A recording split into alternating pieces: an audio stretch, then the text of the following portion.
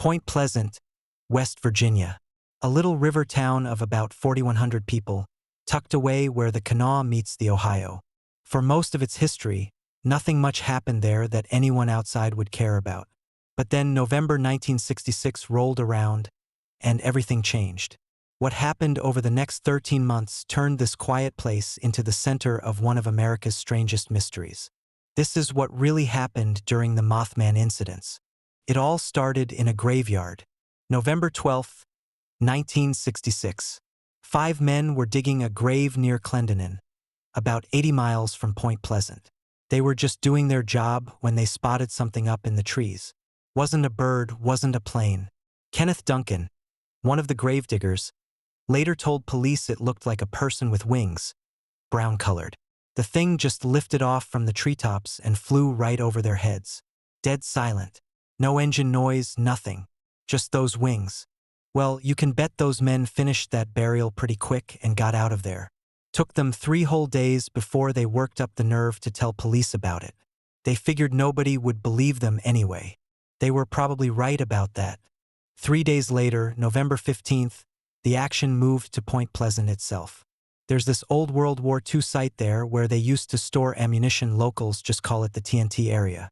7,000 acres of concrete bunkers and underground tunnels, all abandoned by '66. Grown over with weeds and brush. Perfect spot for young folks to park on a Saturday night. That's exactly what Roger and Linda Scarberry were doing, along with their friends Steve and Mary Millette. 2 couples out in Roger's '57 Chevy. Around 11:30 that night, Linda was the first to see it. There was this figure standing by the old power plant. At first glance, she thought it was just some guy. Then the thing stood up to its full height. Had to be 7 feet tall, gray as concrete, with wings folded up against its back. But it was the eyes that got her attention. Red eyes, big as bike reflectors, glowing like coals in a fireplace. Roger didn't wait around to get a better look. He gunned that Chevy and tore out of there doing close to 100 miles an hour. But here's the thing, that creature followed them. Didn't run, didn't chase them on the ground. It flew, shot straight up, then came alongside the car, matching their speed like it was nothing. Mary Millette swore later that those wings never flapped once. The thing just glided next to them at 100 miles per hour like it was the easiest thing in the world. They made it into town and pulled into Tiny's diner. Called the police right away. Deputy Millard Halstead drove back out there with them to take a look. He didn't find anything, but he wrote something interesting in his report. He said those 4 young people were scared out of their minds. These weren't troublemakers or drinkers playing pranks. They were genuinely terrified. Next morning, Sheriff George Johnson talked to the press. He vouched for the witnesses, said they were good people, solid citizens.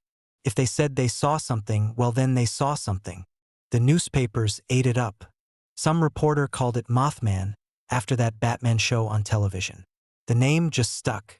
The very next day, November 16th, Marcella Bennett was visiting friends near the TNT area. She had her baby daughter with her. As she was getting out of her car, she saw the same thing those kids had seen. Same gray figure, same burning red eyes. This time it rose up slowly from behind a parked car, just watching her. Bennett got so scared she dropped her baby right there on the ground. She scooped up the child and ran for the house, collapsing on the front porch. Her friends had to calm her down for several minutes before she could even speak. Poor woman suffered panic attacks for months after that. Couldn't sleep. Said she kept seeing those red eyes every time she closed her own. The sightings just kept coming after that. November 17th. A 17-year-old named Paul Yoder was driving on Route 62 when something huge flew over his car. Described it as a massive bird with a 10-foot wingspan, wobbling through the air like it was having trouble staying up. November 18th. 2 volunteer firemen saw it perched in a tree in the TNT area. When they got close, the thing spread those wings and shot straight up into the sky. No running start, no buildup. Just straight vertical like a rocket. November 20th. 6 more people spotted it near the National Guard building. Same description every time. 7 feet tall, gray, wings, those terrible red eyes. November 21st. Richard West called police from Route 62. Something was sitting on his neighbor's roof. When the porch light came on, it flew away. West said those wings looked like they were made of skin, not feathers. Like bat wings, but enormous. By November 25th, the sightings were happening in broad daylight. Thomas Urey was driving to work at 7:15 in the morning when the creature flew over his car. He pushed his speed up to 70 miles per hour, but it kept pace without any trouble. Said it looked like a giant man with wings spanning at least 12 feet. Ruth Foster saw it in her front yard in Charleston. That's 50 miles from Point Pleasant. The thing just stood there for a full minute, staring at her through the window. Then it shot straight up and disappeared. Connie Carpenter encountered it near New Haven while coming home from church on Sunday morning. Bright daylight, 10:30 in the morning. She said it flew straight at her windshield like it was going to crash right through, then pulled up at the last second and soared over her car. She described the eyes as more pink than red, like when light hits a bike reflector. By the end of November, over 100 people had reported seeing this thing. What struck everyone was how consistent the descriptions were. 6 to 7 feet tall, gray or brownish, large wings that it kept folded most of the time. Those reflective red or pink eyes. Could fly without flapping its wings. Could take off straight up. Could keep up with cars going 100 miles per hour. December brought more sightings, but also stranger things. People started having weird dreams about disasters. Phone calls with nobody on the line. Television sets turning themselves on and off. Some folks claimed they were getting messages in their heads, warnings about danger coming. A writer named John Keel showed up in Point Pleasant that December. He investigated UFO stories and strange happenings for magazines. Keel talked to dozens of witnesses, documenting not just the Mothman sightings but all sorts of odd occurrences. More UFO reports started coming in. People saw men in black suits asking strange questions around town. Keel himself claimed he started receiving predictions about disasters that were going to happen. The sightings continued through '67. January, February, March, always the same creature. Always near the TNT area or somewhere close by. By summer, Point Pleasant had become something of a tourist attraction. Monster hunters, newspaper reporters, curious folks from out of state. Local businesses started selling Mothman souvenirs. But the locals weren't laughing about any of it. Many were genuinely frightened. Some families packed up and moved away. Others just refused to go out after dark. The police got so many calls they had to start a special file just for Mothman reports. Then came December 15th, 1967. 4:58 in the afternoon, right in the middle of rush hour. The Silver Bridge connecting Point Pleasant to Gallipolis, Ohio was packed with traffic. Christmas shoppers heading home, people getting off work, families running errands. At 4:59, the Silver Bridge collapsed. That suspension bridge fell into the Ohio River in less than a minute. Cars tumbled into the 44-degree water. Some people managed to get out through broken windows. Most didn't make it. 46 people died that day. 9 bodies were never recovered. The official investigation determined it was a manufacturing defect. One of the steel eye bars had a tiny crack that inspectors couldn't see. Metal fatigue, they called it. Stress fracture. Structural failure. But some witnesses swore they saw Mothman on the bridge right before it fell. Others said they'd been seeing it around the bridge for weeks leading up to the collapse. And here's the strange part. After December 15th, '67, the Mothman sightings just stopped. Completely. As suddenly as they'd started. The explanations came quick enough. Skeptics said people had been seeing sandhill cranes. These birds can stand almost 4 feet tall, have reddish markings around their eyes, wingspan up to 7 feet.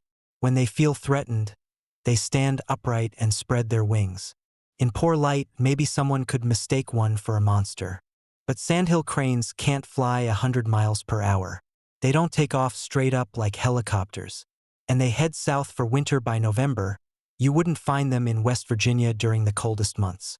Others figured it was mass hysteria. One person sees something strange, tells their neighbors, and before you know it, everyone's seeing monsters. The power of suggestion. Group psychology. has happened before. But mass hysteria doesn't explain why the descriptions were so consistent. People who hadn't heard the earlier reports described exactly the same details. Same eyes, same wings, same size. Some thought it was all an elaborate hoax. Someone in a costume pulling an expensive prank that got out of hand. But nobody ever came forward to confess. No costume was ever found. And how would someone in a suit fly alongside a car doing 100 miles per hour? The military angle was more interesting. The TNT area had stored chemical weapons and explosives during World War II. Maybe there was contamination. Maybe mutations. Maybe something had escaped from a secret experiment. The government never said a word about it officially. But here's something most people don't know. In 2023, someone filed a Freedom of Information Act request that turned up a classified National Guard memo from December 13, 1967, 2 days before the bridge fell. The memo describes an unidentified winged entity that was photographed on the Silver Bridge during a routine inspection. The photograph was supposedly sent to Wright-Patterson Air Force Base for analysis. Those results are still classified. The memo includes part of a description from the photographer, Sergeant James Mitchell. He wrote, "Subject appeared to be biological in nature, approximately 6 to 7 feet in height. Wing structure inconsistent with known bird species. Eyes showed reflective properties similar to nocturnal predators. Subject remained motionless for approximately 3 minutes before departing vertically. No sound detected. The photograph itself has never been released. The National Guard claims it was destroyed in a fire at an archive facility in '73. But that's not even the oldest government document mentioning winged creatures around Point Pleasant. Back in '52, the Army Corps of Engineers was doing flood control surveys along the Ohio River Valley. They mapped extensive tunnel systems underneath Point Pleasant, some natural caves, some man-made. Their reports, which weren't declassified until 2019, include something unusual. Between '52 and '54, work crews reported 17 separate encounters with what they called red-eyed winged creatures in those tunnels. The descriptions match the '66 Mothman sightings perfectly. 7 feet tall, gray, large wings, red reflective eyes. The encounters happened so often that the Corps ended up reassigning the whole project to a different crew. They sealed up those tunnels in '55. Official reason was structural problems. The real reason was never written down anywhere. This means the Mothman phenomenon goes back at least 14 years before the famous sightings. Suggests these creatures, whatever they are, have been in the Point Pleasant area for decades, maybe longer. The local Native American tribes have their own stories about the area. The Shawnee considered it a cursed place. They talked about a creature called the storm bird that showed up before disasters. Their old stories describe a winged figure with burning eyes that lived in caves along the river. Similar creatures show up in native folklore all across North America. The thunderbird, the Piasaw, the Jersey Devil. Different names, but similar descriptions. Winged human-like beings associated with coming disaster. After '67, Point Pleasant went back to being a quiet river town. The tourists went home. The reporters found other stories. Life returned to normal. They built a new bridge to replace the Silver Bridge. The TNT area got partially cleaned up and turned into a wildlife preserve. But the sightings didn't completely stop. They just stopped being reported officially. '75. A woman called 911 to report a large birdman on her roof. The dispatcher told her to sleep it off. Nobody investigated. '81. 2 hunters in the TNT area saw a gray winged figure near the old power plant. They didn't file any official report, just told some friends at a local bar. Word never spread much beyond town. '86, the 20th anniversary of the original sightings. 3 teenagers claimed they saw Mothman near the river. Their parents made them promise not to talk to any reporters. '91, 2001, 2007, 2016. Scattered reports here and there, usually dismissed, never investigated. People learned to keep their mouths shut. Speaking up meant getting laughed at or worse, attracting the wrong kind of attention. Then 2022 came around. Chicago started getting reports of a winged humanoid near the Willis Tower. 7 feet tall, black or gray, large wings, red eyes. Chicago police got over 20 reports in 6 months. They classified them all as bird sightings. Houston had similar reports near the Ship Channel Bridge. Local news treated it like a curiosity story.